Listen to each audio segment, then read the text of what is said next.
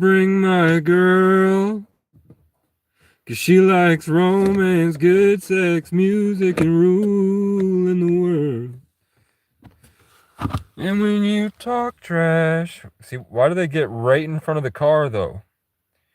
Why do I look up and find bots twitching, staring at me, staring at their fingers, jolting back and forth, usually smoking cigarettes, obsessing about this dumbass fucking pride shit? See them like jolting their fucking arms and just staring at their fingers? And it's always directly in front of me. Watch this. Why are you right in front of me? Why do you... It's like they beeline it for the front of my car, too. No matter what I'm doing or where I'm going, as soon as I pull into a public spot, there's a fucking bot right in front of me that they know. She doesn't know that I'm approaching her. You know what I'm saying? This demon don't know. What up? He didn't know I was fucking approaching him. He had his back turned. But as soon as I'm like, I'm gonna go forward, bitch. What the fuck are you gonna do? They immediately walk away. It's like they don't realize they're possessed and their addiction is trying to impregnate other vessels. But we do. And now I can feel his energy still. It's like a huge pain to your heart. It hurts, man. When I get to hell or heaven, can I bring my girl? She likes romance, good sex, music, and ruling the world. And when you talk trash, I don't know, to me it's just like a subtle threat. The gang stalking, the whole goal, the way that you can beat gang stalking is understanding that the goal is to get you hospitalized, get you institutionalized, get you on medication that will kill you, and then ruin all of your credibility and make it you completely impossible for you to think. That's why they do it. So when you know they're doing that, the best thing you can do is just remove yourself. You see it, you acknowledge it. All right, bet. It ain't got nothing to do with me, man. And you just move the fuck on. Good sex, music, and rule in the world. And when you talk trash with your hair slicked back, when I get to hell or heaven, can I bring my girl? 'Cause she likes romance, good sex, music, and rule in the world. When I get to hell or heaven, can I bring my girl? 'Cause she likes romance, good sex, music, and rule in the world. I'm gonna have to leave. It's just a sad part of reality is that most of the people are pathetic, possessed vessels, which is really funny because at 333, the topic of this video is how to deal with spiritual warfare. You know what I'm saying? So Elliot, thank God for Elliot, sent me $150. Everybody that watches this later, please, everybody give a shout out to Elliot for that $150. Because of that, I'll show you what I bought. So not only will that go to phone service and going towards replacing a wheel bearing, but laundry detergent and a headlamp. But yeah, I still feel it. And that's why they do it. They're energy harvesters. So that's a really good example. You know, I was really trying to figure out how to help what Elliot had said to me in the past, which was just that there's a lot of people on this channel, if you resonate with what Casey says, you're gang stalked, man. If you like what Casey says, you're fucked. You are fucked, man. They're on to you. And all it is just you want to be free, right? And you have some spiritual attunement to something greater than yourself. You have some discernment, intuition. You have something greater inside. So I'm here just to tell you how I'm able to function after everything they did to me. And basically, I'm gonna go back a little bit to my childhood. I know you guys hate the story, but when I was young, I was born into a family where they have severe mental health issues, and the way that they cope with their severe mental health issues is placing the blame onto a black sheep. So someone in the family had to be the one with the problems, so that everybody with their extensive, horrible problems would be able to function. I don't have a problem. It's Gary's fault. I don't have a problem. It's Alex's fault. And then it moved on to me. And after me now, it's my cousin Jesse, who was the pride and joy of the family. Now he's the one with the problems because I've been gone too long. Check out my new light, everybody. I can't fucking see shit. I might have to put it. When I get to hell or heaven, can I bring my girl? Cause she likes romance, good sex, music, and ruling the world. It makes me look kind of like the light. I don't like the lighting, to be honest with you. I like it like this, man. Maybe up here, man. Oh, you know what? I can connect it to this mirror. Fuck you and your mother. So, when you have a family that's constantly looking for reasons to destroy you entirely so that they can function, you learn how to articulate what you're experiencing with a sound mind. Because if they misconstrue it in any way, you're fucked. They would change my meds. They would put me in. They would do all types of shit if I was different. So part of that was, once I was institutionalized, when I was taken to the shelter program, I had to clearly articulate what I was experiencing to my therapist in a way that I knew that I could clearly get my ideas across without seeming mentally unstable. And another part of that is that if you act mentally unstable while you're trying to deny the mentally unstable allegations, you're fucked. There we go. What up, man? So, I would have to bottle it all in. I'd have to hold everything I've ever experienced inside so I don't forget and I don't let go, so I know exactly what they've done to me, so that I can remember not to be gaslit by my abusive narcissistic family. And then I had to make it through a horde of different staff members, probably 60 staff members, as they're interchanging, who all have different opinions about your behavior. And if I didn't meet their behavioral requirements, they would lock me in a room for days. And I wouldn't be able to eat food or watch TV. I'd get like a salad. And that was it, like the scraps. So I would go right to the program director and I would say, this is exactly what happened. This is what happened. This is how they were feeling that day. This is exactly what I said. How do you feel about what I said? Or how would you feel about if somebody said this? Okay, so I said this and this is how they treated me and this is what you did to me. That became later my mother adamantly trying to force the world into believing I had a diagnosis I did not have. I got schizoaffective because I didn't tell them that I had done acid. So when they saw me and I was trying to articulate these spiritual things that I was experiencing, like the disillusion of self and the realization that you have a way more control over reality and that you can change and that you can become fluid, be like water, and live in that flow state where all the things that they try to make you feel about yourself isn't real. Those can just dissolve and go away. And then you find who you really are. It just lights up like a star. I wouldn't say stuff like that, but I would say that as I go through my life, I like to keep Sean Spencer from Psych, Michael Weston from Burn Notice, and Aang from Avatar, and these people that I've really looked up to as a child as role models for who I'd like to be in my life. I like to keep them floating around sort of like a council. So if I'm sitting here, I like to imagine them right over there.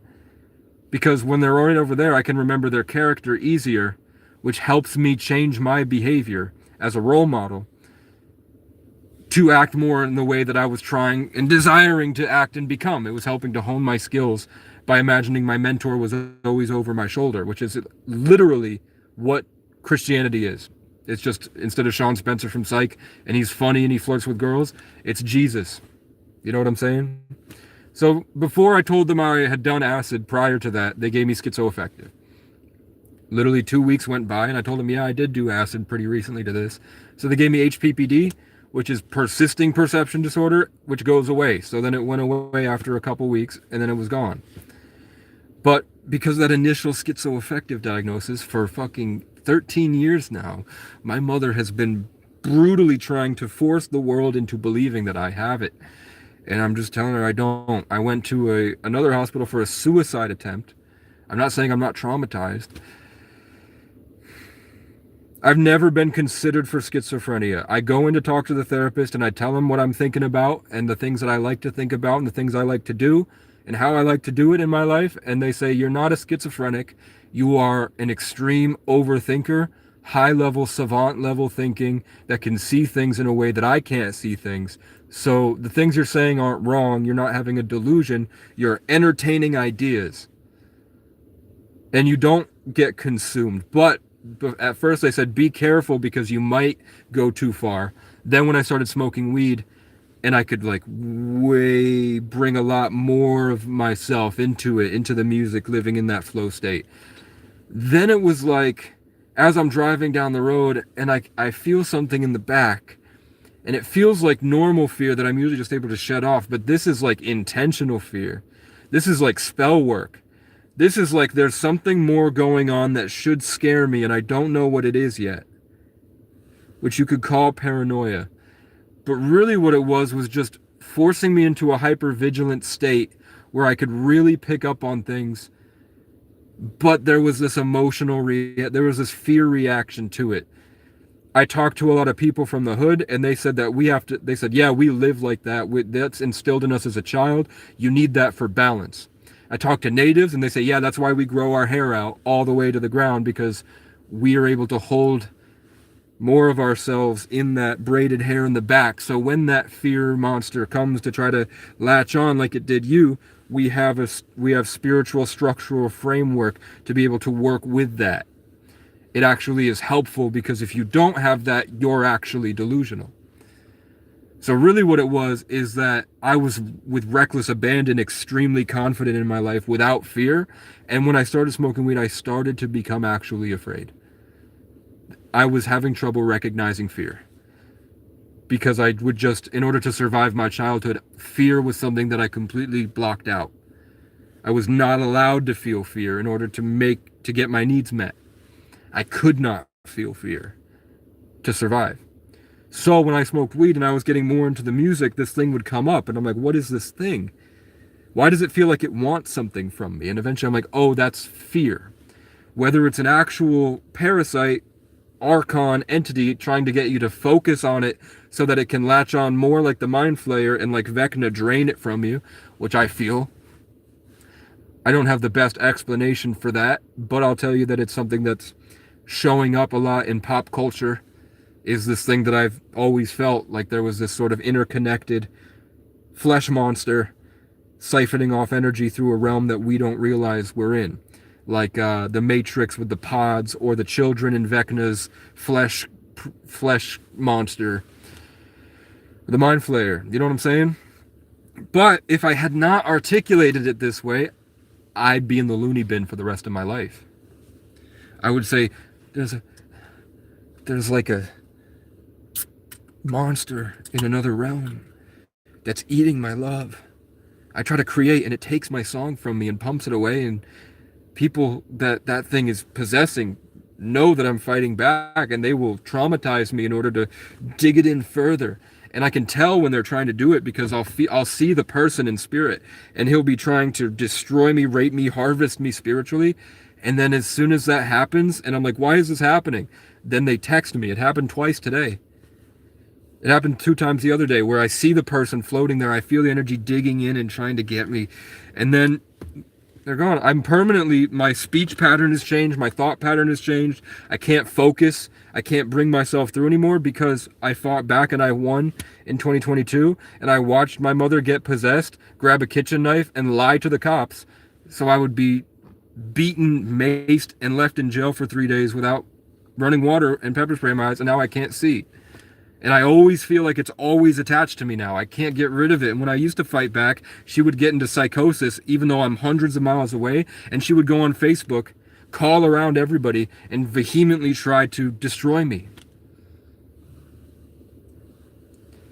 And that's how far away? I'm like miles and miles.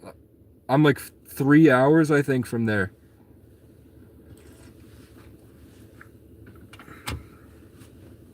driving 60. So what someone had said to me is they wanted to burn down a Masonic temple because they felt like the spell work was getting too out of control. They were really hurting the guy. And what I'm saying is that it's definitely possible.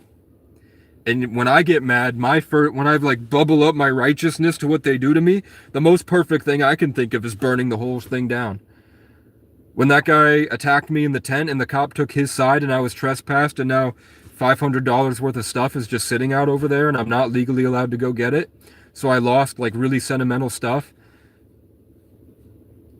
Obviously my first thought is like, do you know how easy it would be to burn that whole shit down and sit in a ghillie suit with a crossbow in a tree and just beat him on his way to work?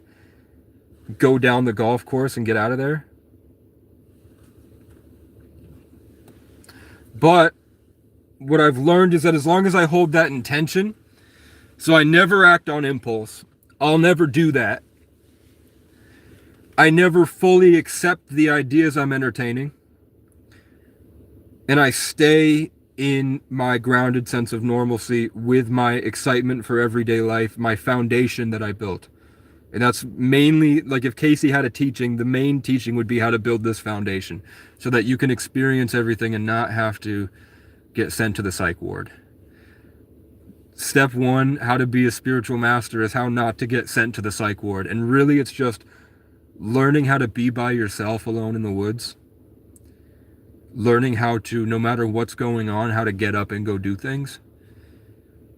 Learning how to do things that you enjoy without letting external circumstances dictate your internal condition.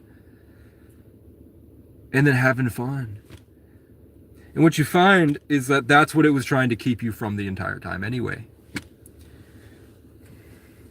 All spiritual warfare is to keep you from your foundation, keep you ungrounded, and keep you from enjoying your day without them somehow involved.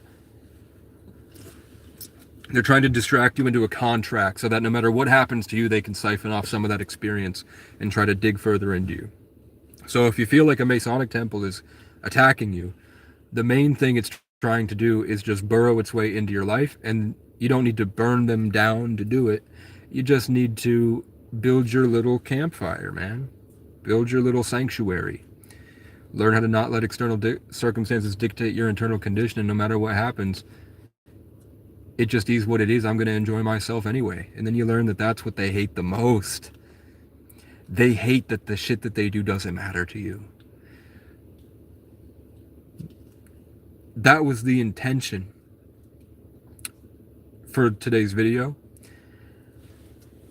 As soon as I hit record, a bot walks up like this and just stands directly in front of me like this.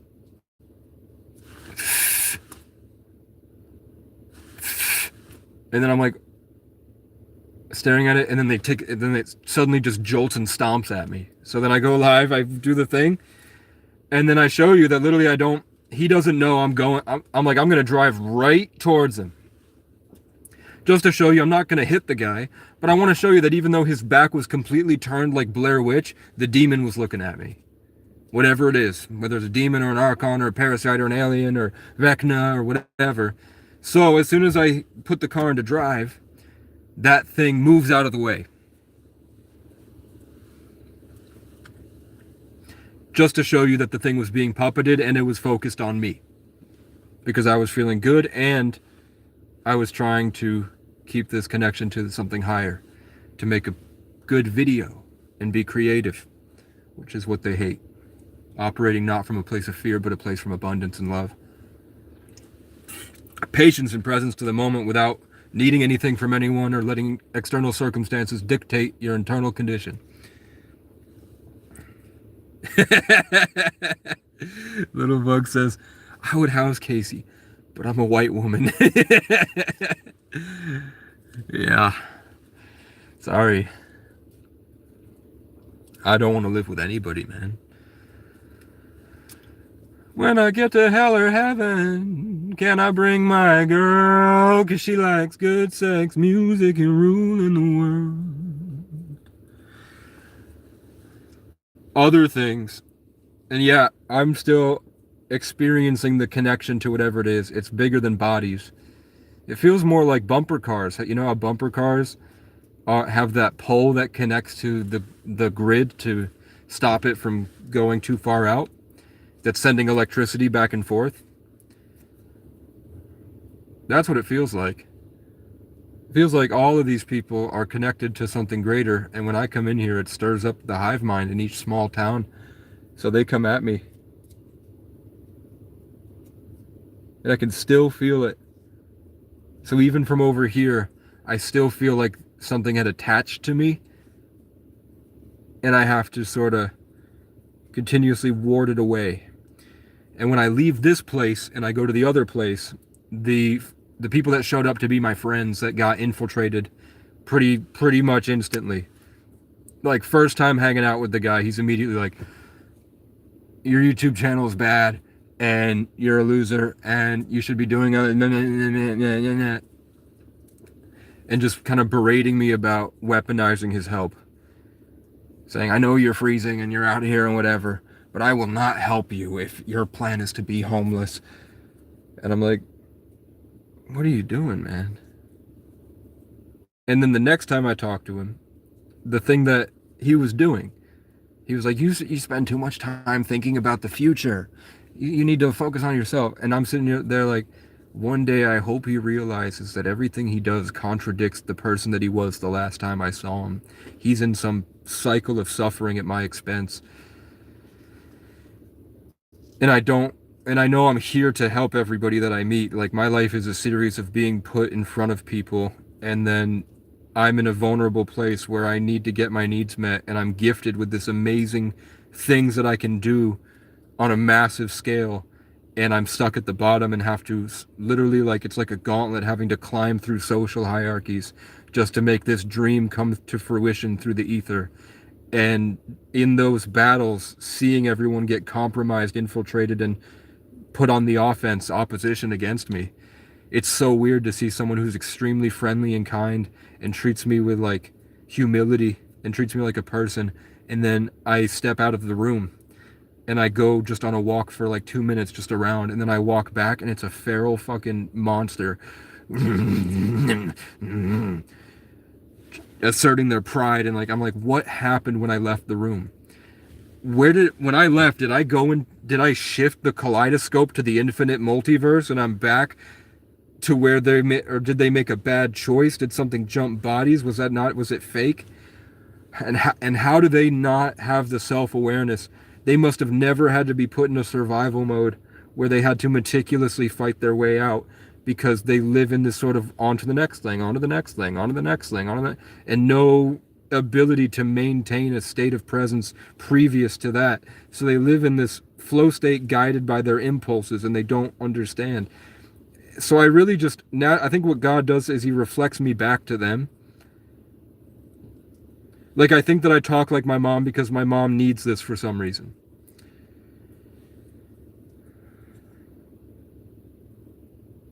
Yeah, so the Great One says, I'm worried about you in this country with our police being the way they are. You need a friendly police to stay that's not public. Well, good thing I spent 3 years on foot traveling around this state. So I know the good stuff and the bad stuff. I know the good spots and the bad spots. I know which cops generally have a good sense. No cop is ever your friend. They do seem to be infiltrated by something, whether you call it their training or what. But it's like they have like, you know, like in the Matrix, when you try to say something out of line, and the Matrix will like force you back into code compliance. They have shit like that. Like, they will, like, as we're talking, they will like, obviously, like, that was bullshit, that guy was fucking crazy, but then and I'm like, I don't understand why they act this way. And then the next time I see them with the same guy, they go, well, you're in your right to trespass him. And I'm like, behind the guys, you know, what are you doing? Tell him he's overreacting, man. Don't enable the guy. But it is what it is. The point is that no matter what happens, I can just turn it off. So when I go on the phone here and I entertain all the crazy stuff, even with obvious gang stalking in your face, demonic force against me, that I show you publicly, you can't disprove it at this point. I've got too much of the same stuff, which is dangerous because that's when the gang stalked individuals start to go missing. Pretty much when they've mastered the articulation of the gang stalking, they tend to go missing. When you find gang stalking videos of guys that are on their shit, they're not in a delusion. They're accurately describing a pattern in their life that is predictable, and they're getting closer to uncovering the truth of what that behavior in society really is. It's usually their last video, and they're gone. I don't know where they go. So it's concerning that I Google trended my name, and my name is doing the same stuff that you can find that targeted individuals, people like Charlie Kirk, and people that go missing or get assassinated. There's an area in the East that for some reason it runs their name through Google a few weeks prior. There are so many laws. Cops can legally arrest you for anything. I don't think right now they can arrest me for anything. And if they did, it would be easily peeled away now that I've mastered going to court and standing up for myself to the judge. Before, when I was beaten and broken and alone, and they would wheel me in front of the Freemason to do his black magic ritual, I had hope that they were better than that, and I didn't understand. I was innocent, and they raped me spiritually. Now, after years of being subjected to the same abuse, it don't hurt me no more. I don't have much of myself left, but they don't hurt me no more. You know what I'm saying? You can't rip out what isn't there. So, you know what I'm saying?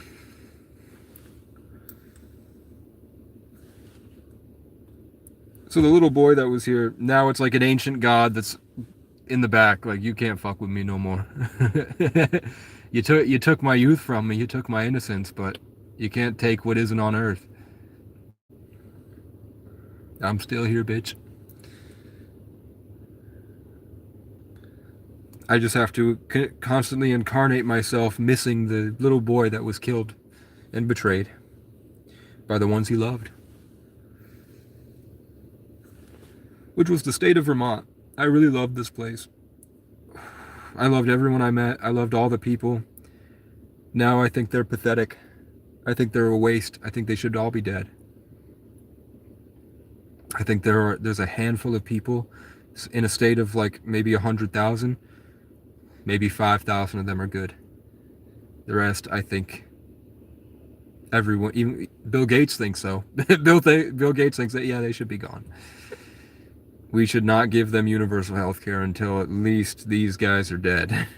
And then the millennials, they'll be able to work and earn their access to immortality.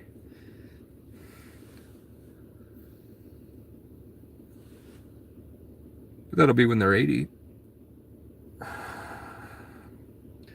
Good sex, music, and ruling the world.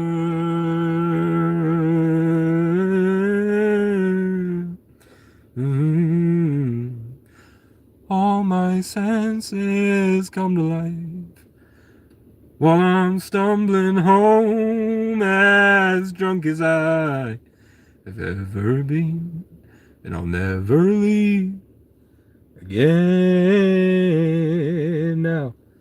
'Cause you are the only one stumbling off drunk. That sounds like Mickey Mouse. You look like Posty. You mean unkempt? Let me fix my hair. Fucking, even with conditioner, my hair fucking clumps, man. I'm gonna Blair Witch this. Don't look at me, cars. I hope the police don't think that I saw them and now I'm driving away, so that must make them, you know, hopefully I will pull up. I just need... Can anybody else tell me if they go to public parking lots and they feel this wave of energy hit them and it makes them feel like their whole shit is wonky, and then you start getting cravings for things you're addicted to? Can y'all tell me if y'all feel the same way when you go out into public and it feels like there's something spiritual in place that isn't benevolent or positive? It was definitely worse in 2022. And you talk trash. It just feels like the false light. It feels like robot codes. Like, it happens every time I come to this parking lot, too. It's like one person will waddle up smoking a cigarette directly in front of me. If it's not them, it's a crow. Where I, like, feel it. I feel this attack from something. And then fucking I look up and there's either a crow or an addicted person standing right there. Directly in front of me. Usually with their back turned, but they keep stomping towards me. And getting closer with their back turned. And I'm like, is it because the lizard brain's in the back? Is that what it is? But yeah, I had tons of peace of mind, and then the guys came at me, and now I feel bad, but because I have the foundation, I'm able to attune my attention subconsciously to preserving the thing that does not give a fuck about any of that and is just enjoying life. Whether that had to be beaten into me by surviving the crows or what, the way to fight back against it is not violence. It's not even non-violence. It's just not even caring at all. You just laugh it off. Really? Really? Come on, man. For real, on a Tuesday? And that's what makes it mad. That's how you win. You win by not playing the game and enjoying your life. Because the whole point is to lock you in the game and make you suffer. And the game turns out to be unbeatable. Because the point of the game is to learn how to enjoy yourself anyway.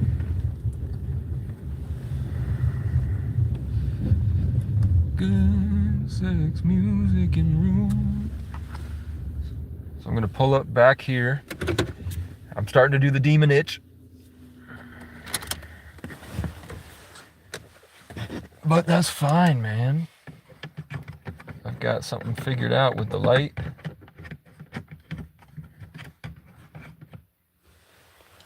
Who gives a fuck what y'all think, man? I'm locked in and can't get out. Too many kids and wives. You have too many wives? I'll take one. You could lock me up. Nom, nom, nom.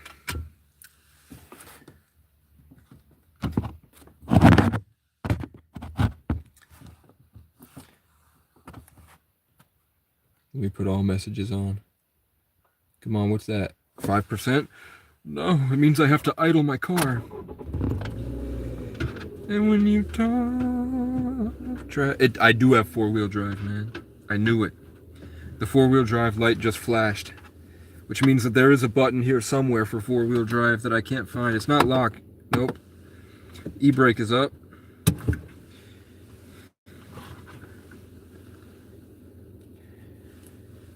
Seems like Ladybug.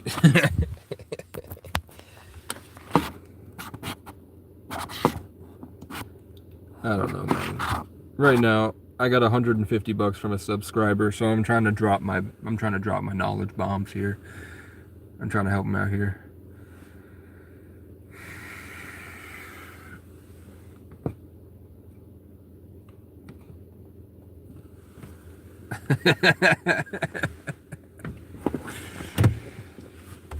So,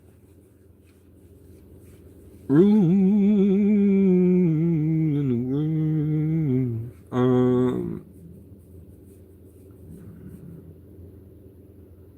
I put myself back in the war zone to see if I can actually do it.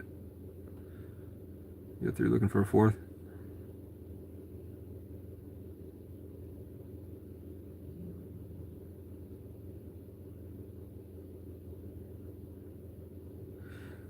Astrology really helped.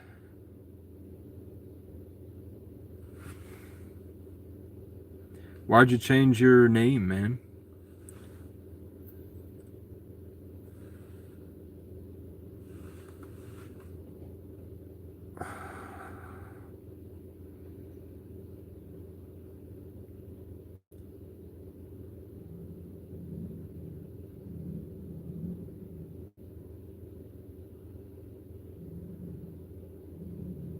So I activated the light code, and now there's a car revving behind me.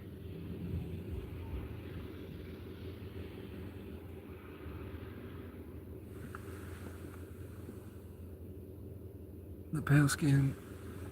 What the fuck?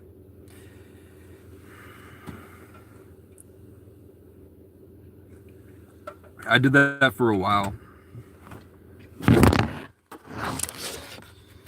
To be honest, man, it gets boring.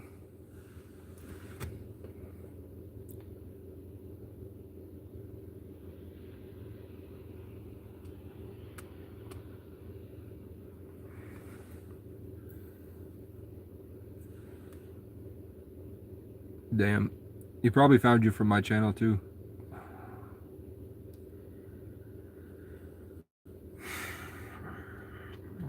I don't know, man. When I was 18, I was probably like 7 a week. Sometimes it would be 4 in one day. And every single time I was like, I just want to go back. As soon as I was done, I was like, I really just want to go back to my girlfriend. Like, it wasn't fun anymore.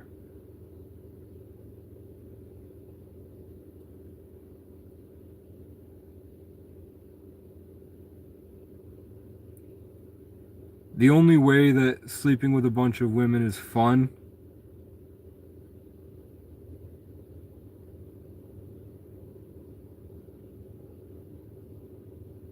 you have to cut out intimacy or else it gets really messy.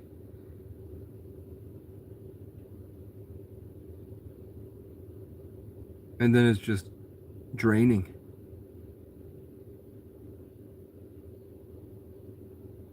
Maybe if I was single when I did it. But even when I was single and I did it, afterwards, you could never find something casual. Even if it was casual at first, afterwards, they would fall in love.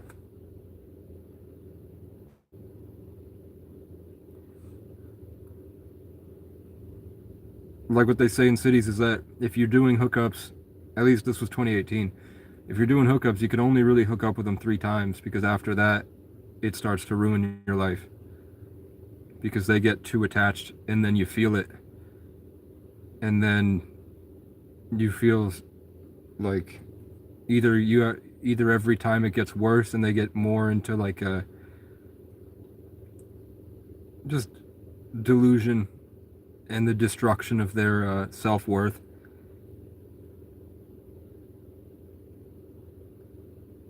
And then you slowly lose love. You forget love.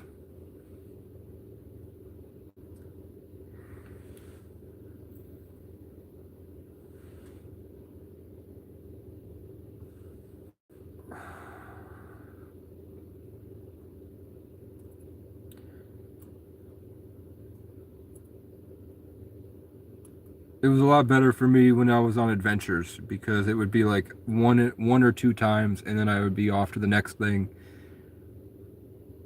And then it's easier for both of you to move on from it and then you could come back at a later date. But like set one for every day of the week, it doesn't really do anything.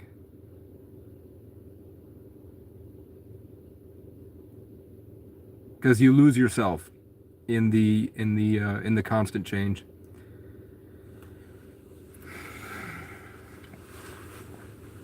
It's 11:01 on the clock.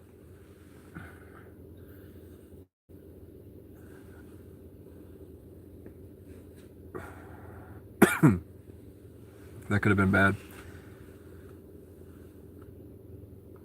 Yeah. It's this deadness, man. I think that guy does heroin. Whoever that gang stalker was, it's the energy of crack, meth, or heroin addiction. Where you can literally feel like the dead soul inside, and then just the magnetic empathy I have. All of a sudden, it's like floating probably like a demon transferred. You know, like ghostly attachment or something. I think that's more what it was trying to do. It was trying to jump bodies. Or, you know what it could be? It could be that this car next to me's got a heroin addict inside. Because this car's been here for 2 days and there is somebody in there. I could be feeling the guy next to me, laying there, listening to me. You hate being single, but no guys or girls are loyal, so I feel bad for them, honestly. I think about this one girl all the time. I've been thinking about her for like 5 years. And what it would be like to have her in the car while I'm doing my stuff. And I'm like, man, they would hate it. Like, I love driving around by myself singing and going, hey,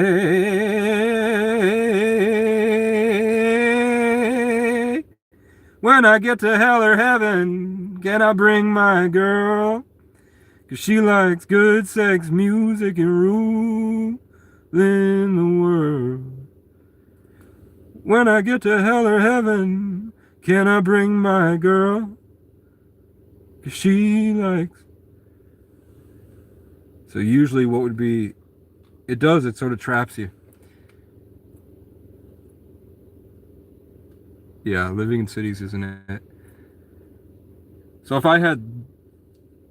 I'm imagining, like, if I had a girl in the car, we'd probably be quiet most of the time. Eventually we'd get to a point where there's really not much else we could say to each other. We'd kind of both be on the same page. And it would probably motivate... I'd probably get up and do more work. I'd probably it'd be easier for me to be a carpenter. Because I would get up and be doing something, like going to build something, or doing the homesteading, doing this, doing that, doing that. But it wouldn't be this, like, fiery, revolutionary, infinite freedom. You can't have that when you've got other people around with you. It's a lonely journey. So I'm like, then how do I function with a girl? I'm like, then it means I have to date. I have to do my own thing and then sort of come back to the nest. And then I'm like, well, obviously while I'm gone, she's gonna entertain other people.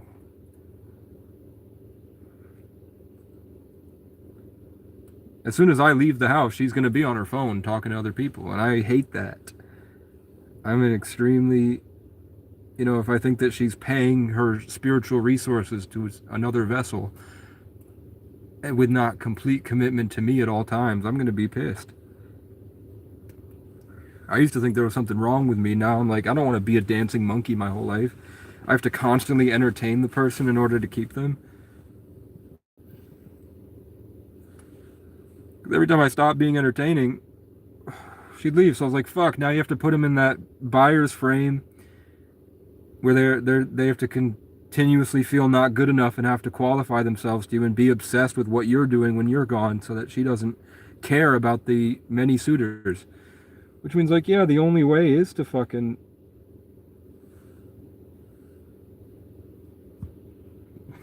The best way to make a girl fall in love is to not give a fuck about her at all and to be dating. Or else you get put in the, I'm not good enough and why is she talking to everybody else? That's why I don't date. And I'm like, God will orchestrate the most cool moments. And then I get those really cool moments where it's usually where they meet me and at the end of it, they are like so woken up to God, it's unbelievable. And their whole life is now changed and they don't know what to do, but God has put them in a new position to enjoy more of life. And in that, there's this amazing alchemical transmutation. You know what I'm saying?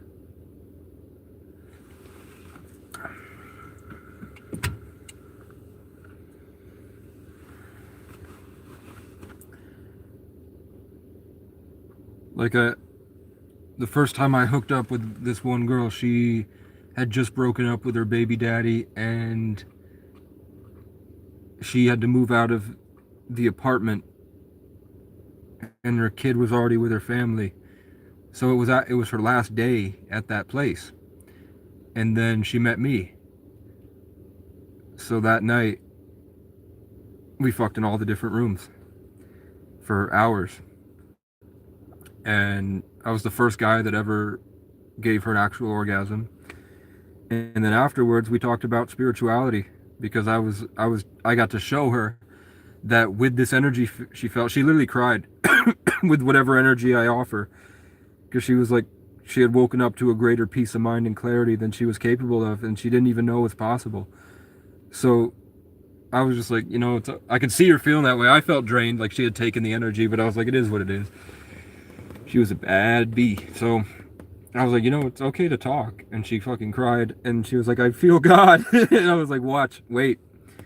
So I didn't know how to do the yet. I just did it in my mind. And then I was like, how often have you seen your neighbor? Because I could feel this buzzing downstairs of the enemy. And he's like, I've never ever seen my neighbor in my life, actually. I've never seen him leave the house. So it was 3 a.m. And I said, watch.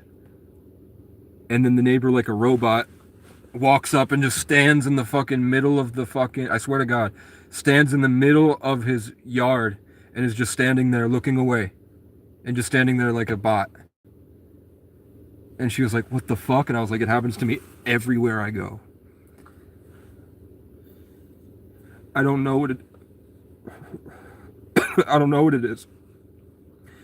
And then I left, came back a couple months later, and she said that while I was gone, she was able to meet a demon.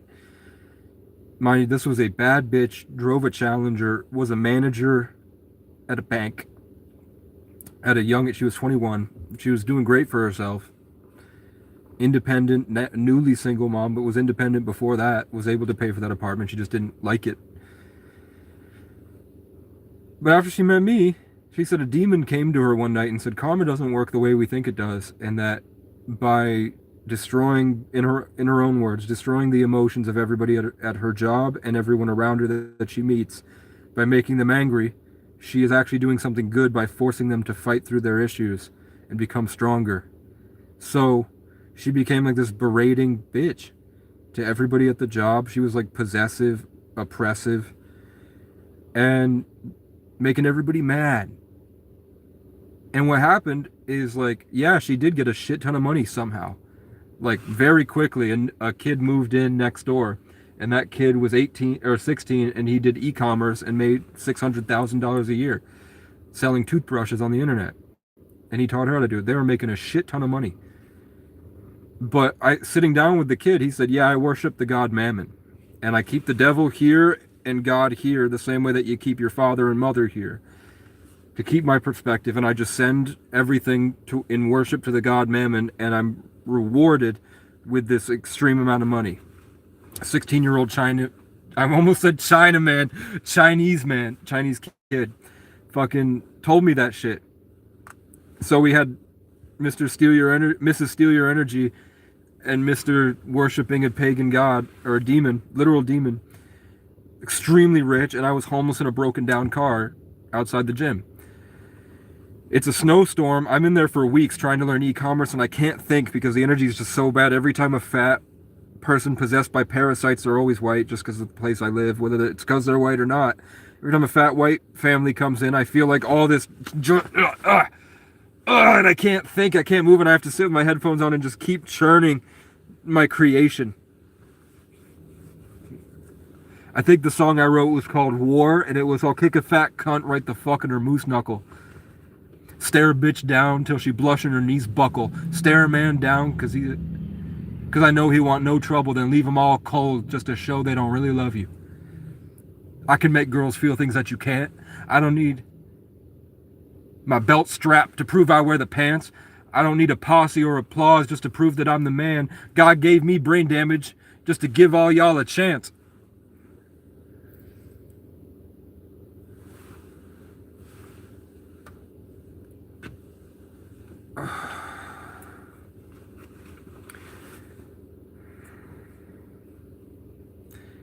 Is what I wrote sitting in that McDonald's, and trying to churn it and make it was this epic choir over a trap beat. It was pretty cool.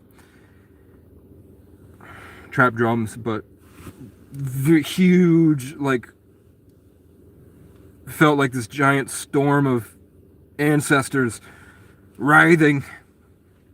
And I put the headphones on her, and she's like, "Is this how you think?" I was like, "Yeah." Yeah.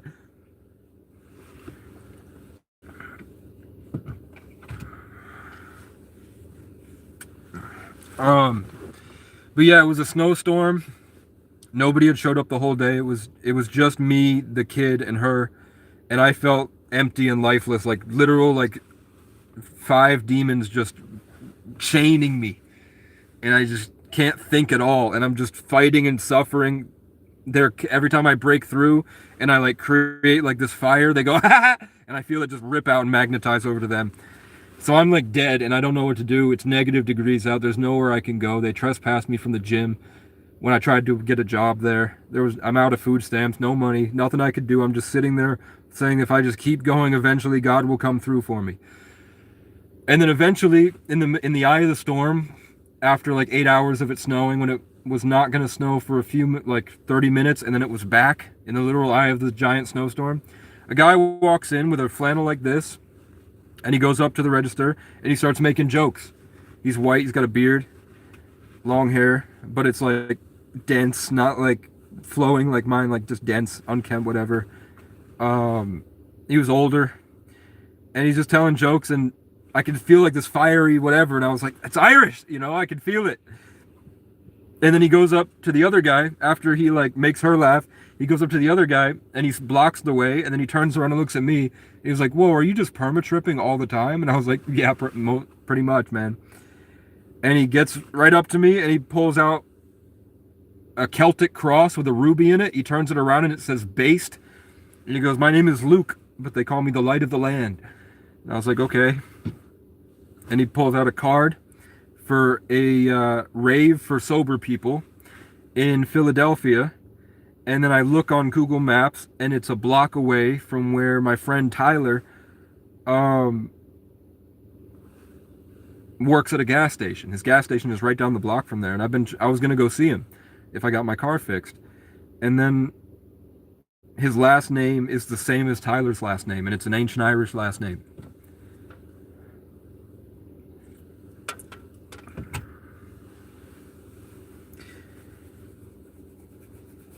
But then you hang out with them long enough and they all become the same. They become like really oppressive, narcissistic, overbearing, energy harvesting, prideful, infiltrated by some type of demonic force, and just used as an instrument of your destruction.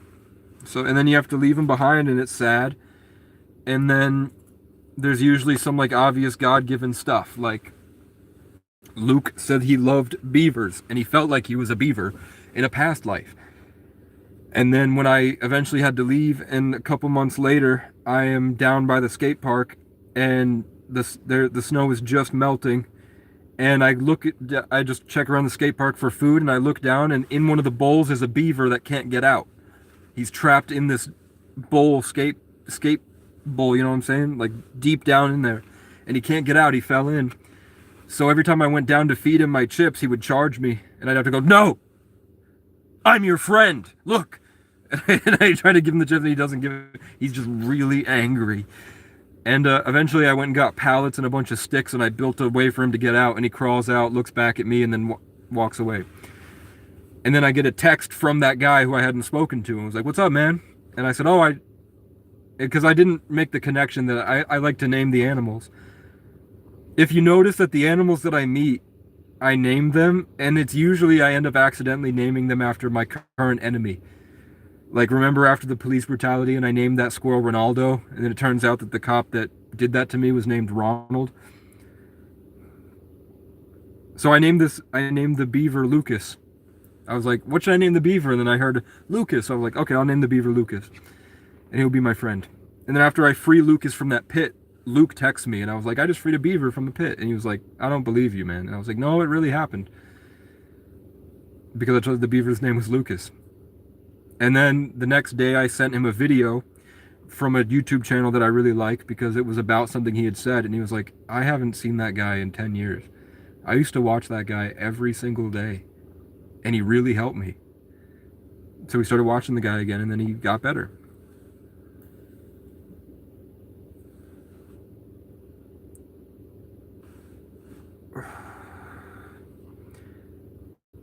I didn't feel called to name any animals Eric or Chloe, but I haven't really seen any animals either. You know, I could go try to get that cat. I'm like right next door to where that motel is. And I have this cat carrier. I just know if I go there, even though they don't own the cat, and they probably don't like that the cat is out there, they're probably attached to him. Or her. Because it's been like 4 years that they've had it. But they won't let it inside. They leave it out, and it runs away from a fox every night. And it lives out in sub-zero temperatures. And the only thing it really has to eat is what the motel gives it or the homeless people give it. And it doesn't always get food. But I'm like, I could take that cat in and bring it down to my dad, I already gave him a cat. And then one night, a stray cat jumped through his window. So he already has 2 black cats. And this one's black too. So, you know, I could give him a 3rd black cat.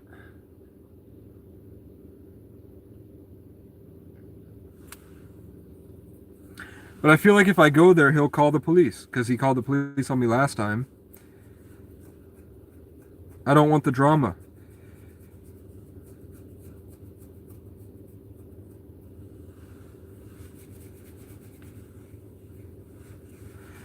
But there's a panhandler. Every day I see when I leave this place, there's panhandlers that stay outside the Walmart here. Maybe I should just put it on Facebook. Don't go and look at your name, kitty kitty.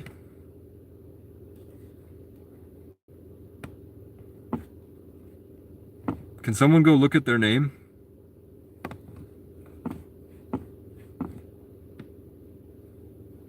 I can't see their name.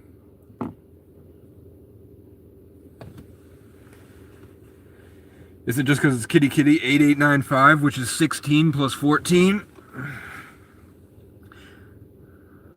16 and 9 is 25, plus 5 is 30. Kitty kitty 30, that's 11, 11, 3, man. That's KKC right there.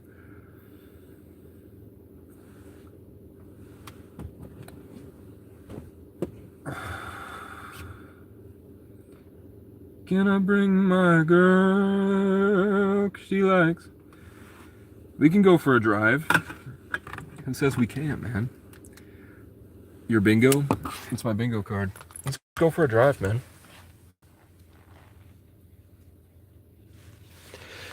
I don't know where,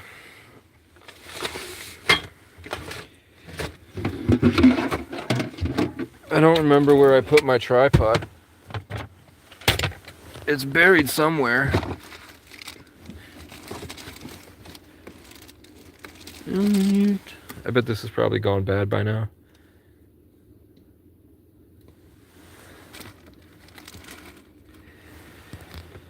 I don't know, we'll go for a drive.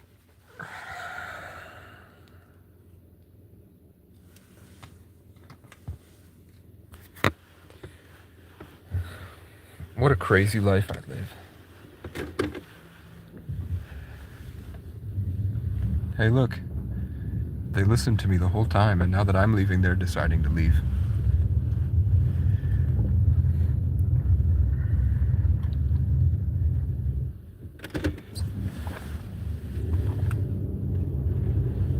And they just leave their fucking trash, too. I cleaned up the back, man. I have a tote. I have to figure out what I'm putting in the tote. Somehow I have to build a fake wall. Man. Why does it look like my headlights aren't on? Okay, they're on.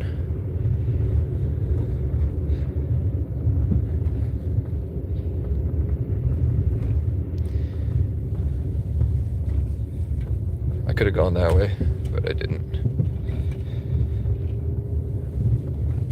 I'm trying to... Right now, I'm thinking the best course of action would be to either put the tote sideways on a raised bed so that it looks like it's full of stuff, but really it's like a secret door. Or I'm thinking just take some of that plywood, put some like felt or some like Walmart throw blankets or something something black from the thrift store, like a black curtain or something. So Yeah, that right where I was parked is where the cop is now parked. So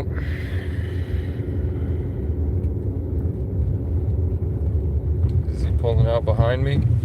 He really shouldn't. I'm just a shopper at Walmart, and I have a gym membership now that it's $1 down, 15 a month.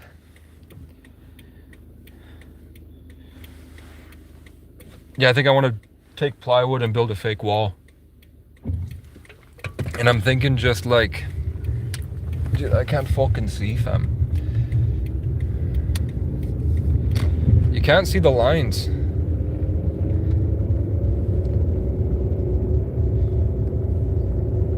We're gonna go to where I'm not allowed to be. Because if I go to the motel and I'm not staying there, you know, I'm not paying $150 for a night, I don't think they'll really like me being around. And there's a chance he might not like me trying to take the stray cat, even though it's not theirs. They don't put it to the vet. They don't take it in the motel. They might not like it. So I think if I show up, they'll be pretty perturbed.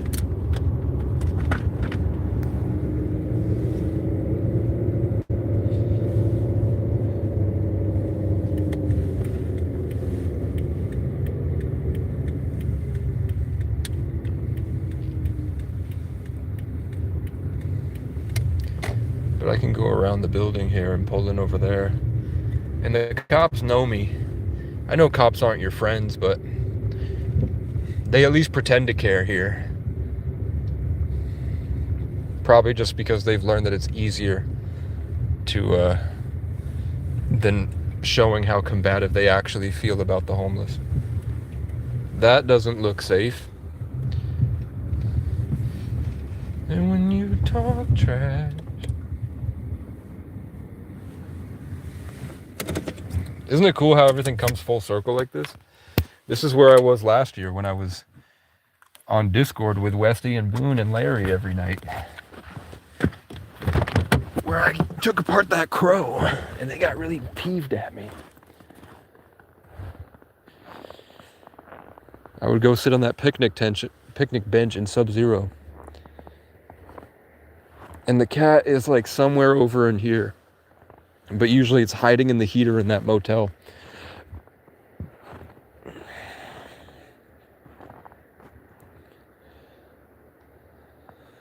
So Lynn was supposed to be doing landscaping in the summer, but if she didn't make it to like a place and she's back here for the motel program, maybe I could reach out to her.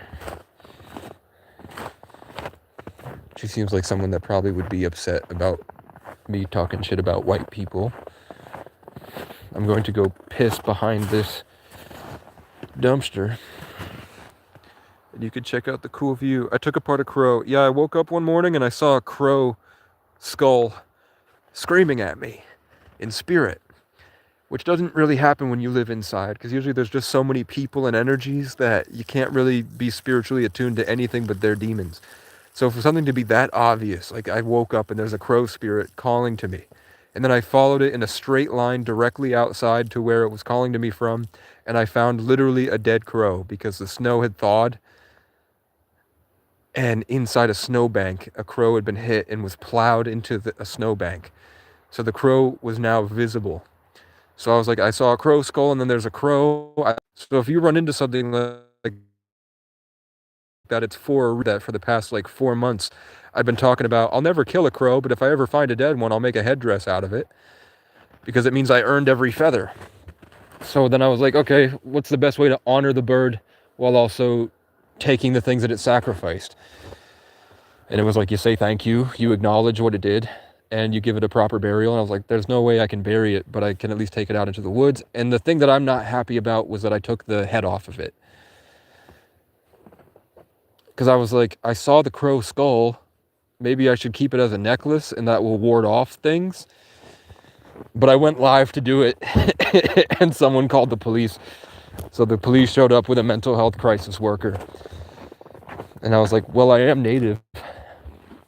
And she's like, well, I studied Native Americans. I was like, so? Who gives a fuck what you think? But apparently it's illegal because I wasn't born on a reservation. And I haven't did the blood quantum and contacted a tribe. So even though I am Native, it doesn't really make a difference. Because the feathers are used for ceremonial purposes. But I was like, even just dismembering the corpse, I didn't kill it. And people backed up that crow had been there for a long time. You have something wrong with you. You're a psychopath. No normal person says that or picks apart a dead one. Man, I'm talking about ancient traditions, man. I'm talking about cultural stuff. It's kind of psycho to believe in Jesus, man. You know what I'm saying? I was like, maybe I earned a cool headdress. I didn't go out and kill a crow. To some people, it's psychotic that you would go sit in a tree and make deer calls to bring a deer closer to you, rattling antlers so it runs near you, and then just killing it. They would say, that was cool. I fired a shot at the phone and the camera fell. You know? Everything in life is fucking crazy. But I was like, I can't knock the spiritual experience. Like when you wake up, imagine you woke up in the morning and you saw a crow skull in your dreams screaming at you. And then you wake up and follow it outside and you find a crow corpse. What would you think?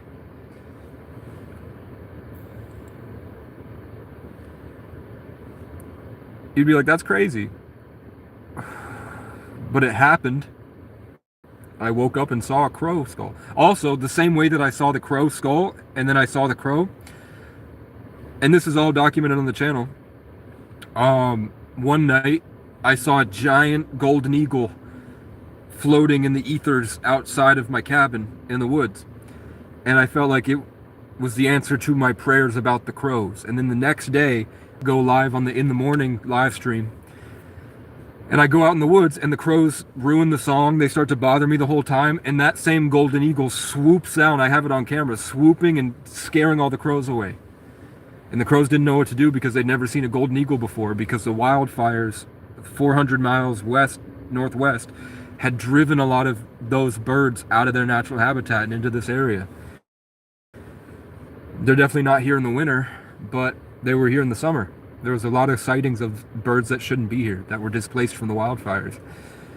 So I see a golden eagle, and then maybe it's the same bird, same size, whatever it was, that was down the mountain a mile. I went back up the mountain a mile, and that same bird was living and hunting my birds, which sucks, but it was living right above my cabin deep in the woods. So I do have stuff like that, where there's this innate intuitive experience that completely matches within hours. Do I ask the Creator why He's giving you all these experiences?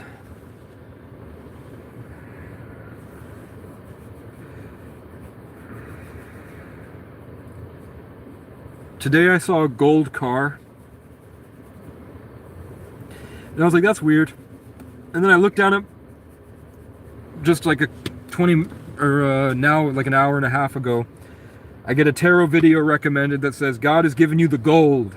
And she said she was out, this pretty girl was out in the desert, and she's like, I feel like I have the whole desert to myself, there's no one else around. And I was like, that must be pretty nice. And then she goes, I saw this message, I got this message from God that says God is giving you the gold, and I was called to share it. And then immediately I saw a gold car. And like, how often do you see gold cars? And I was like, I haven't seen one in years until today. But in that video, she said, God loves you, but God will keep secrets from you to surprise you later. So when I asked God, what am I supposed to do? I mean, immediately I hear, you're the king. And I'm like, I don't want to, you know, if I accept that, whatever that means, I feel like that would be detrimental to my humility to walk around acting like I'm the king.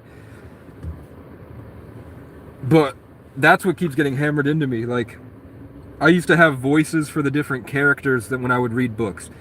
Like Game of Thrones, every character had a different voice. Like I would imagine Robert Baratheon sounds different than Jorah Mormont, you know what I'm saying? And Master Aemon, which was like Jon Snow's counselor, basically, Jon Snow's maester at the wall, and his voice. One time, I put the Bible, like 2024 spring, when I was out in the woods before I had found the cabin, I laid the Bible on the ground, and I was like, if God is real, flip it to the right page. Because you can do it, and no one's going to believe me. Why not? And then the wind swept it to Jeremiah 33, which is, call on me and I will be there. And then while I'm sitting there, I felt this huge jolt, like I got shot with an arrow made of light. And it hit my chest, and I heard Master Aemon's voice that it's been 13 years since I've read Game of Thrones, almost. But I clearly remembered Master Aemon's voice hit my head and say, you're the king who kept his promise. Which is how, you know, they would talk about the kings and the lineages. The Mad King, the king who did blah, blah, blah. And everyone was like, I wonder what type of king I'll be in the books. So Master Aemon goes, you're the king who kept his promise. And then I heard a song that I wrote. This goes, the second verse, it's Salvation. The song I wrote is called Salvation. If you're around alone, figure it out and pour one out for me. Let it go if you don't. I'll see you around. I'll see you around. Anywhere you go, it all leads you home. I've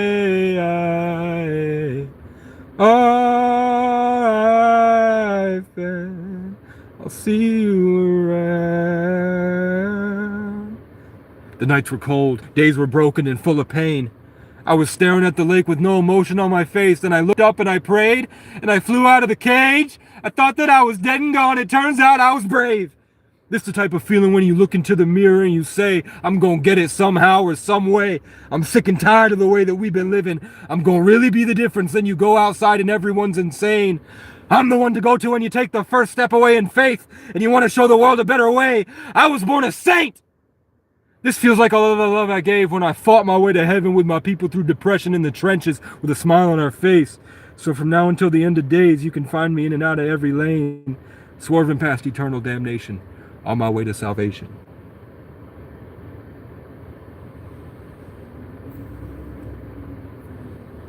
This is what I fantasized when I was brain damaged and then left in isolation with nothing to my name but stains on my reputation. Ostracized and left to fight alone against the Matrix. I would die before I ate off of your plate. Just know I tried to kill myself before I ever asked you for a favor. This is more than just a race. It's a story that our kids will say when we're gone beyond the grave, exalted and transmitting down from space. So from now until the end of days, I am something ancient. I only came to break my people from their chains, tell jokes, and get laid and make my name last, as long as my last name. And then I had nothing to do with Native Americans. I knew nothing about my heritage or anything to do with natives at all. But I wanted native singing in the middle. So it's just a passage, a bridge sort of between the two verses where it's native singing. And then I wanted me and my friend Sam and my friend Alex, my old friends, and Joy, and a bunch of other people. If you're around alone, anywhere you go, it all leads you home. After all I've been through, I'll see you around. This goes out to Connor B, Tyler, Ryan, Chloe, Zoe, R.I.P. to Stephen, Ethan, Phoenix, Caleb, Jaden, Jonah, Matthew, Ariana, Chandriana, Jackson, Ricky, Kelly, Aaron, Sharon, April, Garrett, Vicky, Gary, Nate, and Zay. I promised I would find a way to ease your pain. I went around the country and learned how to handle weight. I promise I'm going to come back and pick you out the grave and then put you back safe. It's about what's above the rain, underneath the pain. Sometimes you need the right frame to put you back in place. You got too much on your plate, I can see it on your face. Do you believe in fate? And it's got like high-pitched vocals. It shifts the forming up. Do you believe in fate? A soul in a state of grace laughs at demons in their face. Keep it to yourself or you'll be gone without a trace. This one's for the soul. Wait, no, this is for the soldiers that are lost and gone without a trace. If you love the world, but it only loves to hate, don't be afraid. You can come and find me in salvation.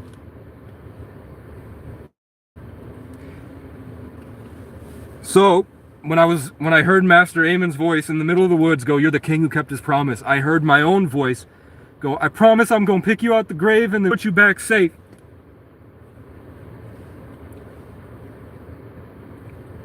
Which was saying that like I really fought to the death. I go to the bitter end, literally, fighting to find solutions for what's killed everyone that I loved spiritually. And I figured it out. I found the cure.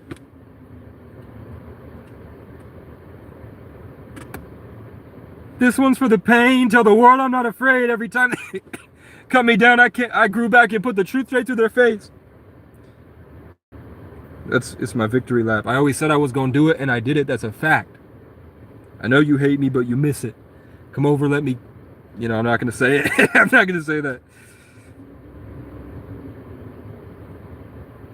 But this one's for the days I was down on my back.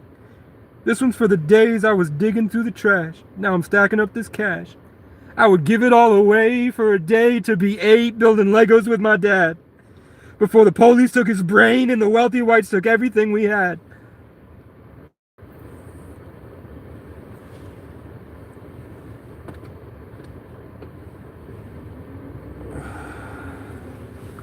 Those are different songs.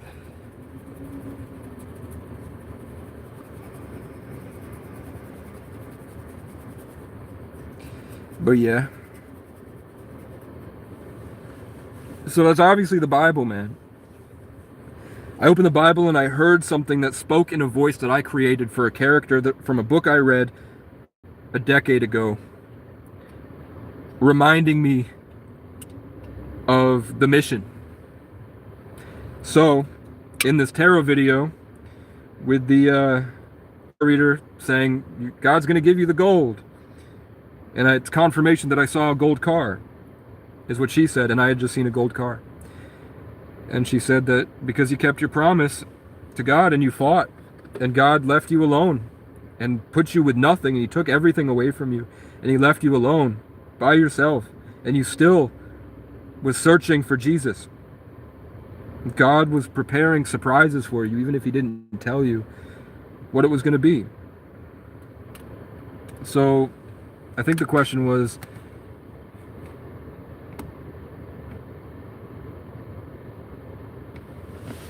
do I ever ask the Creator why he's giving me these experiences?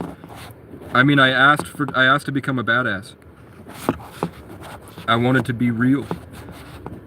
I wanted to be a real one. That was concerning. So while I'm sitting here, my foot's not on the gas. That's concerning. It also started smoking a little bit, but people tell me that's because of the temperature change. It's because it's really cold out.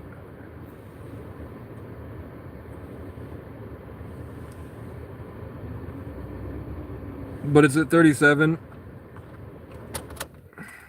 I'm gonna turn this off now that it's warm in here. You is a badass. Thanks, man. I definitely, when I was 19, my girlfriend brought me to her friend's house, and my girlfriend at the time lived really, really wealthily, if that's the right way to say it. Her grandmother made a lot of money in the stock market, and they lived in a really expensive home in like a cul-de-sac, which is basically a gated community on this hill overlooking everything, kind of nestled in the back by this river, and it was really nice there, and she grew up there. Her family life wasn't great, but she didn't hurt for anything. She would never starve. She was never, even if she felt alone, she wasn't. Even if she had a bad family, she was beautiful, really, like probably the most attractive girl in town, and just, had a lot of money. And I was the homeless orphan that lived across the hillside. So it's this hill, a little dip, and then another hill. I lived over here, in my foster home on like Main Street, basically, or Western Ave, and was poor, didn't get to eat much. I really liked her, but she liked it. She, with that type of attention, it was like I'd go on an amazing adventure with her, and then she would ghost me, and I'd see her on another adventure with somebody else, which forced me to fight to be good enough and drove me into psychosis, trying to destroy myself and build myself back worthy over and over and over again. The reason that I got with all these girls and I built my friend group and I went to the gym and I did everything was because I wanted her. And then I didn't get her until after a suicide attempt where I crashed my car 90 miles an hour into a pole, and she was like, I cried in the bathtub with my boyfriend and realized that I like you, so can you come over? And then she cheated on me. And then I felt like I died. I felt like she sacrificed me spiritually. And the resentment and hate for her not apologizing and not really caring, but still trying to be with me, like writing me love letters, like these long ass messages about how much she loves me and pointing out like things that she loves about me, that she's seen for me, like stuff that nobody else could see, but she could. But then at the same time, you open her phone and there's a dozen guys in there. And she is a Gemini, but that sucked. So I built up all this hate, and I, instead of killing myself to be better and getting good at being a progression and going to the gym and all this, I gave up because love was a drug and I liked being in her house. So eventually I just gave up and I regressed to the traumas that I had been running from. So I became like the scared little 6-year-old again. So I thought I had a brain injury because they had put me on lithium for the suicide attempt, assuming I was bipolar, which I no longer have that diagnosis. So, for whatever reason. So, that sucked, and I just gave up on life. But one time she took, so that's why I was kind of out of it, like getting off lithium and post-suicide attempt. I never got an MRI to see if I had a brain injury, but I hit the steering wheel going 90 and the airbag didn't go off, so I'm surprised I made it. She brought me to one of her friend's houses who lived in like a trap house on the worst street in town, and her boyfriend was abusing the fuck out of her. And we went in, and he was in the other room, and she was panicking in the living room, and I was just like, do you feel safe right now? So, and he bolted out the side door, came back in, and started attacking me. I had never been in a fight before. I didn't know what I was doing. He was just like holding me, and I was stronger than him and taller than him. I was holding him off, but eventually I just couldn't think, and I like couldn't function. Eventually I was like, what the fuck? And I pushed him into the railing, and then he fucking got me, and he was like holding himself over me. The cops came. He got arrested. I don't think he even got arrested, because fuck those cops. I got arrested for fucking bumping into somebody in the hallway. That guy didn't get arrested for shit. And but they gave him a ride somewhere else. And a couple weeks later, she's back at her house, and I knew she had cheated, and I didn't say anything, so I'm like desperately looking for her because she's not at her house. And she tells me that she's at this girl's house, and I'm like, I don't believe her because I don't see her car, but she says she's there. So I knock and nobody answers. I open the door, it's unlocked. My friend Nate, who said he was a spider that was eating my sexual manifestation energy in order to get a bunch of cool things, and that his dick was growing like a tree trunk hanging around me, before I knew what Casey meant, and that I'm a Sagittarius in the 8th house of Scorpio, that sexual energy. He was saying he was stealing it. And that's why I was fucked up, because he was ritualistically learning more about spirituality and using it on me as like a test dummy. That literally happened, man. And one day he beat me at video games and tried to fuck my girlfriend that night because he thought he had beat me, so he deserves it. But that guy was just standing there watching. When I opened the door, this like 6'5", really fat meth addict tackles me onto the ground in the middle of winter and is choking me. And I'm looking over at Nate, like, and he's just standing there like, while they're just beating me. So I went from that and getting jumped all the time to I haven't lost a fight in a long time. And I can hold my ground and go up against people like Mickey the other day on the 31st. And I can maneuver through the police interaction, and I can stand up to the bullies and hold their management accountable, because I don't lose frame and they do. They get emotional and tweak, and I don't. And the whole point is that it's not a big deal that I don't want to pay rent.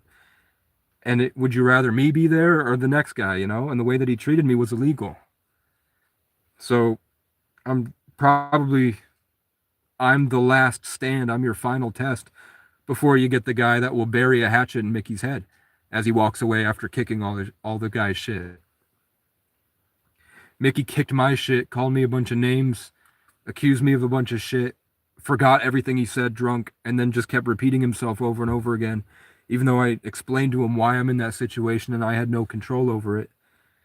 He just couldn't. Why don't you just get a job? I'm like, well, I work at shoveling and I'm saving up for this car and I just don't have a birth certificate. As soon as I got the car, I got it. You know what I'm saying? And the next guy he does that to will probably kill him. Because he'll go out there and the person doesn't go through the main road, so cameras don't know who's out there. Mickey will do his shit. As he's walking away, someone will just stab him in the back of the head. Because you don't treat someone like an animal and then corner them, expecting them not to react like one.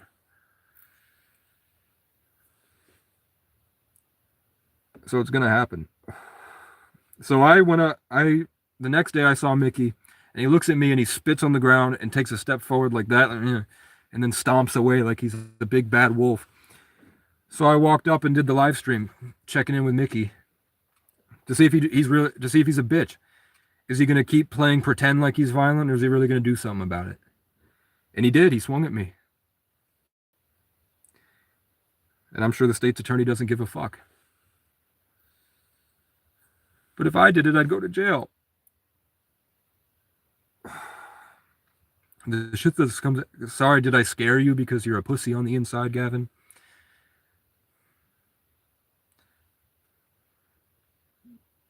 You know what I'm saying? Somebody's gonna kill somebody because the suffering they endure is keeping them just on the brink of being actually mentally unstable. And most of them are usually just fighting to survive. They don't want to be in the society that hurt them. They've been used and abused for an extremely long time. They're barely holding on. They have what little hope left. And then somebody comes in and triggers all of it at once. I need to be reported because I said somebody's going to do it eventually. So if I said, you know, one of these times that one of these girls blocks ice and tries to drive away, someone's going to shoot her. Should that get reported?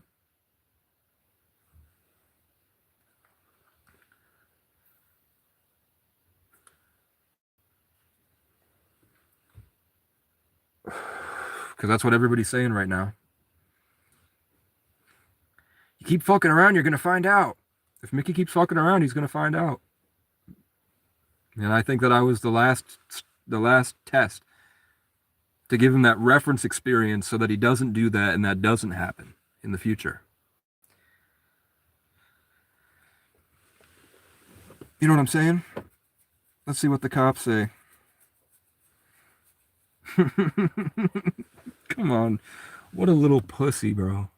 Holy shit. Anyone who rebukes a mocker will get an insult in return. Anyone who corrects the wicked will get hurt. So don't bother correcting mockers. They will only hate you. True. Now he's gone. It stems from jealousy. For some reason, Gavin is jealous of me. And I don't know why. And when you talk trash with your hair slicked back, when I get to hell or heaven, can I bring my girl? 'Cause she likes good sex, music, and ruling the world. Chad, I got a brush. I got a fucking brush, fam. Yeah. Hey, Gavin, bye-bye. People have been saying bye-bye in comment sections recently. I piss a lot of white people off on the internet. Because I like to see their mentally unstable reactions to my very cohesive, but out there thoughts, my very true and well articulated opinions, which are true. The Saturnian cult built white society and programmed them to be disconnected.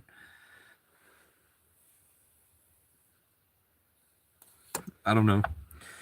But I know that, like, I've just seen a lot of people say bye-bye recently, and I haven't heard that in a long time, so I was like, that's pretty funny. When I get to hell or heaven. I'm just waiting to see if Elliot shows up. If the world hates you, remember that it hated me first.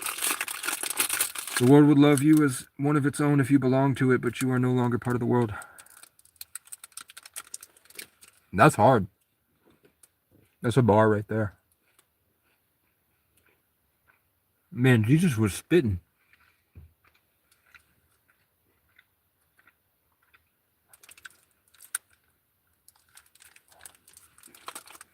So, Gavin, I said, to reiterate,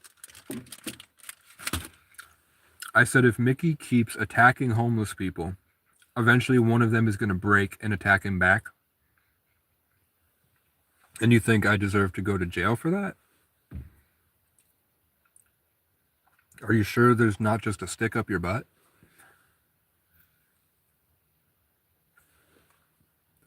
Thank you, man. I'm just having a protein bar. I've got one more pizza left. And then all I have for the rest of the month is protein. I'm out of food stamps. So I'm going to be in the gym and eating my protein, man. But I don't like how I feel when I go to this Planet Fitness. I don't like it. I don't want it. I don't want it. I want to fuck the dragon woman. I want to fuck the inbred dragon woman. And then I have to kill her. Because she's white. And she's a colonizer. I have to kill the colonizer.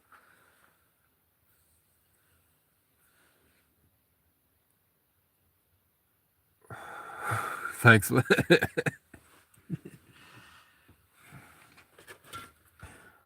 When I get to hell or heaven, can I bring my girl?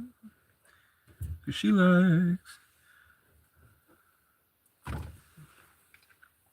don't know. I don't want to drive all the way back just to heat up my pizza and then come back here tomorrow anyway. But I'll go for it's 13333. Whoa, would you look at that? What? Nay. Chat, should I get a horse? What's the talk about the dragon woman? Game of Thrones. Game of Thrones, which by the way, that show sucked. That show sucked. We don't like drama. Stranger Things was boring. The set design was cool. The artistry was cool. Season 1 is a classic. It's iconic. Season 1 is dope. It's great. You can clearly see the Stand By Me and The Thing and other things it pulled from. Season 5 is fucking trash. It's like they forgot. It's like they didn't, before making season 5, it's like they didn't go back and watch and they completely forgot everything that they had ever done. And they just half-assed a thing. Somebody said that the difference between the good seasons and the bad seasons was that the wife of one of of Ross Duffer, they divorced. And she went on to make a lot of cool, she became a writer for a lot of Netflix shows, and those shows are amazing. And you can clearly see her influence on those shows. So people are saying she probably had a big hand in like constantly talking to Ross about the show and about her view of the characters. And after she left, he kind of lost it. You know, lost the love or whatever. Lost the essence. So then Stranger Things, literally, you can put the if you just ask ChatGPT to write a season of Stranger Things and you put the script for Stranger Things season 5, You'd find it all lines up. The way they talk. It's ChatGPT, man. I could do a way better Stranger Things. But they have this amazing opportunity to mind flay all of us. If Vecna won and the cast, if season 5 was a dream, and after season 4, where the earthquake happened and Vecna got in, and the Mind Flayer got in and consumed Hawkins, and the entirety of season 5 was Inception, where they were slowly being degraded by the Mind Flayer, and they're slowly being driven into psychosis, and that's why their impulses were guiding their decisions, that would be incredible. Like, you notice how all the characters tend to act like they're not all there. And they say things that are out of character. Like Robin randomly, the one lesbian in the show, randomly goes, "I like dick." Don't clip that. don't clip that. When she says that and everybody's like, "What the fuck?" And then you realize, like, the whole thing about Lucas was honoring Max as a person, like really valuing her for more than just, for the love in her heart. And then at the very end, Lucas is like Steve in the first season, treating her like a toy instead of a person.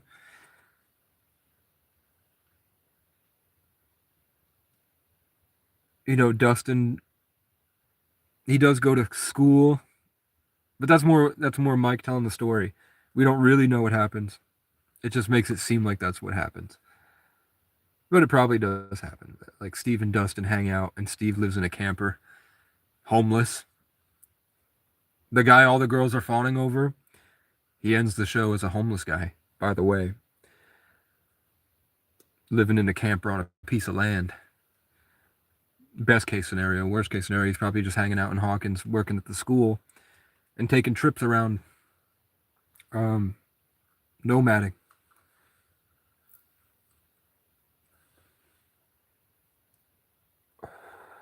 It's also really cool that in season 1, the bully that calls Will the fag, at the end of the show, Will is dating that bully, which is pretty cool.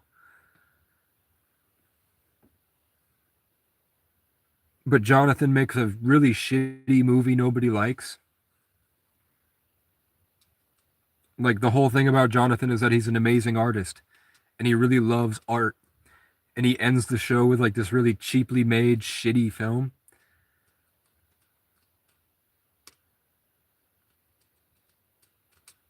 Just about the Mind Flayer.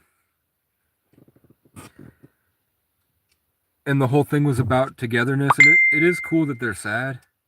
It is cool, like the crying scene, where they're like, "I don't know how are we supposed to still be friends? We have to move on."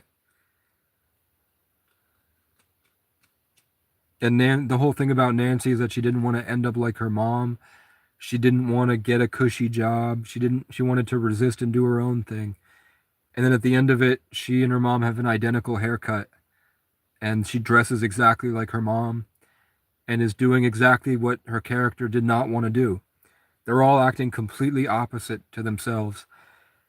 In Morse code, when Robin is saying, "This doesn't feel like the Hawkins I remember," in Morse code behind her, and while she's staring at the camera, it says, "Vecna didn't die," or something. "Vecna still lives. You didn't kill me." So the ending to the show is like a choose your own adventure based on your level of knowledge and how deeply you want to wake up from the Matrix. That's how they ended it. Is that, yeah, they are consumed by the Mind Flayer, but you have to eat the fruit to uncover the truth. Basically, if you want to go down the rabbit hole through the Upside Down, then you realize the true ending, which is that the Mind flayed everyone, and you don't know exactly when they got infiltrated, and that's why it was bad. If they don't make a season 6 of epic proportions where Mike wakes up from the Truman Show, they've lost. But also, after Stranger Things ended, they changed the poster to them all living in a Truman they changed it to the Truman Show scenery and poster, and they're all in there looking like dapper, like Truman did. They're all dressed up like Truman with the Truman Show background. They're making a reference to the poster, and that story isn't present in the show. There's nothing relating it to a Truman Show in the show. So it has to be that that's the case, that they're living in a simulation, that Vecna did consume Hawkins, and they were all living in the extension of Henry's ego in his creation, and they're slowly being consumed by the Mind Flayer. So there has to be a season 6 where Mike wakes up, which is going to be amazing. And if they don't, they really fucked up. This Conformity Gate was God trying to make it right. Literally.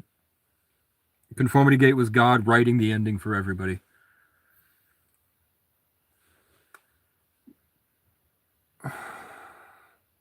Because the best case scenario is that the Duffer Brothers are extremely bad writers, and they left all these plot holes, but made the characters say things that align with the plot holes, purposefully making a bad show. And then at a higher level of consciousness, you realize the creation of the divine. So you find the answer to the Mind Flayer and the destruction of the Mind Flayer in the Age of Pisces, rising to uncover the truth, using your belief systems to navigate the dark waters. Worst case scenario is that the real writer to the show was Ross's wife, and she left him. So that's why the show sucks.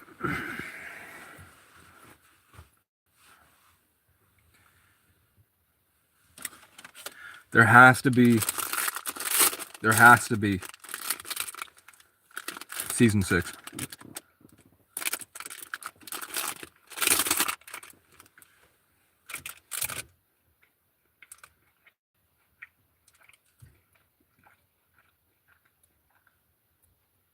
I think it'd be awesome to have sat everybody down and say, hey, you all collectively, you have millions of dollars, you're extremely successful. None of us will ever hurt for anything. Sign these NDAs, film season 6, and in 10 years, we'll release it. Let people sit with this classic, iconic show for 10 years.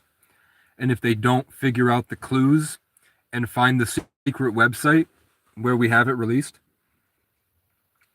then we'll release it.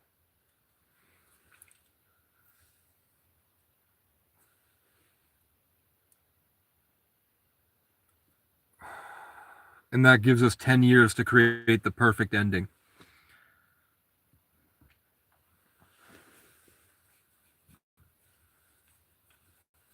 That's what I'd do, man. I've got a lot of cool ideas for shows. I just need a computer. It's just you and me, little bug. Everyone else went to bed, man. They don't care about Stranger Things.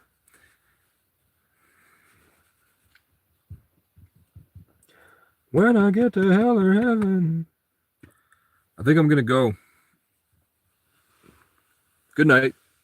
Thanks for watching. Let's unblock Gavin and see if he comes back.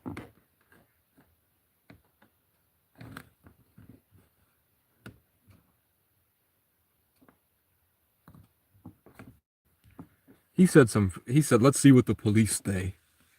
What a retard, man. Thanks.